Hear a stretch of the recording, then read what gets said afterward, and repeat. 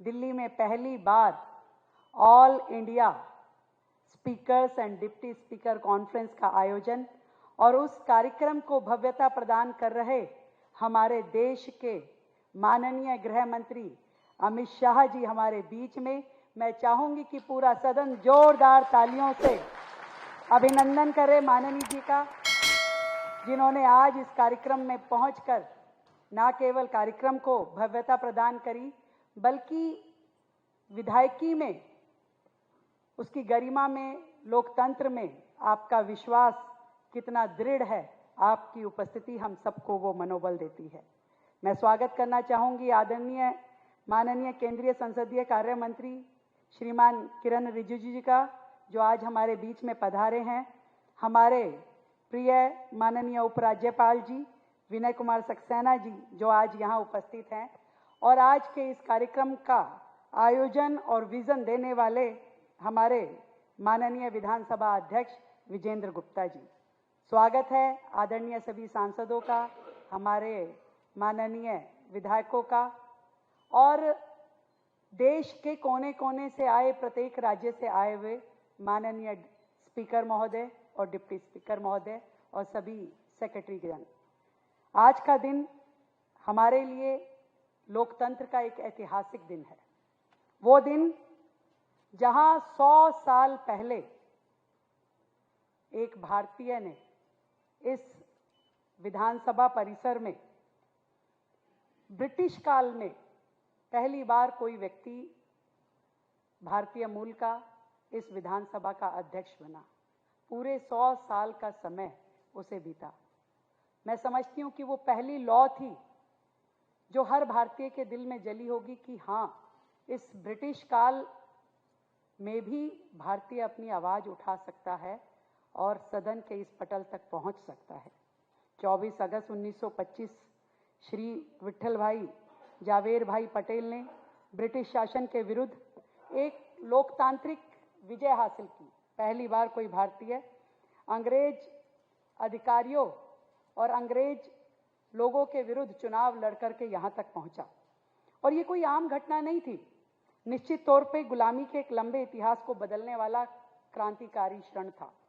मैं उस समय को यदि याद करती हूँ तो शायद विट्ठल भाई जी ने जरूर ये सोचा होगा कि अंग्रेजों की इस असेंबली में ब्रिटिश सरकार के एक अंग्रेज नुमाइंदे को हरा करके भारतीय ने जो गौरव का प्रतीक बने, उन्होंने अपने मन में सोचा होगा जरूर कि जब एक दिन भारत आजाद होगा तो अनेक भारतीय उस आजाद भारत में अपने स्वराज के साथ, अपने झंडे तले, अपने संविधान की छाया में, अपने प्रदेश और देश के का प्रतिनिधि बन करके ऐसी ही विधानसभा में बैठेंगे और अपनी देश की जनता की बेहतरी के लिए नीति निर्माण करेंगे। आज श्री विट्ठल भाई पटेल जी ने जिस तरीके से केंद्रीय विधानसभा के अध्यक्ष रूप में कार्य करते हुए संसदीय गरिमा और अनुशासन का उच्चतम स्तर प्राप्त किया, हमारे लिए, सबके लिए वो एक प्रेरणा का प्रतीक है। उनकी कानूनी समझ और विधायी कार्यों का ज्ञान के साथ साथ उनकी निष्पक्षता भी विरोधी पक्षों को भी इतना उनके प्रति भावपूर्ण कर देती थी, कोई उनके निर्णयों में आलोचना कर ही नहीं सकता था। ऐसी विशिष्ट विभूति जिन्होंने भारत को गुलामी के काल से ही सही मायनों में मदर ऑफ डेमोक्रेसी बनाने की दिशा में काम किया, हम सब मिलकर उन्हें प्रणाम करते हैं। उनके जीवन की गौरव गाथा की प्रदर्शनी यहाँ पे लगाना, डॉक्यूमेंट्री दिखाना, उनके जीवन को समर्पित डाक टिकट को जारी करना और उनके महत्वपूर्ण योगदान को जन जन तक पहुँचाना का ये प्रयास, ये कार्यक्रम अपने आप में बहुत ही मायने रखता है। मैं विशेष रूप से धन्यवाद करती हूँ, अभिनंदन करती हूँ आदरणीय गृह मंत्री जी का, जिन्होंने इस कार्यक्रम में शामिल होकर के अपनी गरिमामयी उपस्थिति से हमको कृतार्थ किया।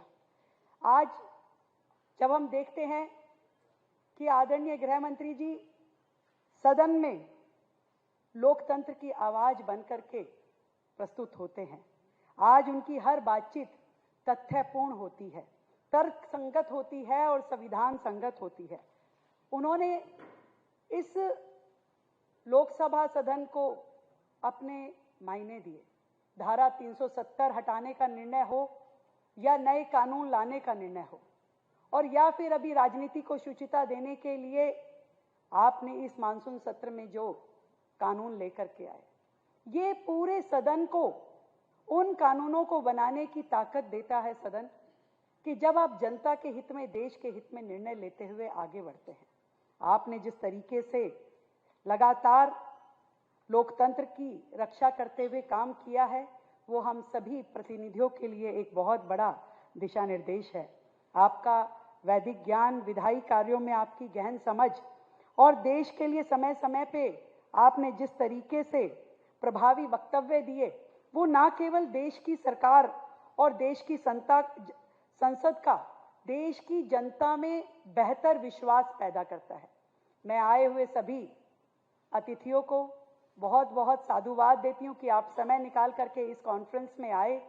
ये एक ऐतिहासिक क्षण है और इस क्षण के साक्षी हम सब लोग बन पाए, ये हमारे लिए भी सौभाग्य की बात है। दिल्ली विधानसभा में पहली बार ऐसा उत्सव और नए नए कार्य जो पिछले 6 महीने में हमने इस विधानसभा को, चाहे सौर ऊर्जा पे लेके आने का कार्य हो, चाहे इसका ई विधान हो, और चाहे हमारे पूरे सचिवालय में ई फाइलिंग हो, पारदर्शिता के नए आयाम इस समय सरकार लाने में लगी है। मार्गदर्शन है आदरणीय प्रधानमंत्री नरेंद्र मोदी जी का और आदरणीय गृह मंत्री अमित शाह जी का। एक बार फिर से हृदय की गहराई से आप सभी मान्यवरों को मैं बहुत अभिनंदन करती हूँ, धन्यवाद देती हूँ आपका यहाँ पधारने का। 2 दिन हम साथ में रहते हुए दिल्ली में यहाँ पे बहुत सारे विषयों की चर्चा करेंगे, कैसे अपने अपने राज्यों में हम अपनी विधानसभा के माध्यम से जनता के प्रति अपनी प्रतिबद्धता साबित करेंगे। और दिल्ली में आप आए हैं तो जरूर हम आपको चाहेंगे कि ऐसे स्थल दिखाएं जो आदरणीय प्रधानमंत्री जी ने पंच तीर्थ बाबा भीमराव अंबेडकर जी के सम्मान में बनवाए। उसका एक बहुत बड़ा तीर्थ दिल्ली में है जहां उनका परिनिर्वाण हुआ, उसको भी आप जरूर देख करके जाएंगे। उसकी व्यवस्था हमने की है। आप सबको हृदय की गहराई से बहुत बहुत प्रणाम। जय हिंद।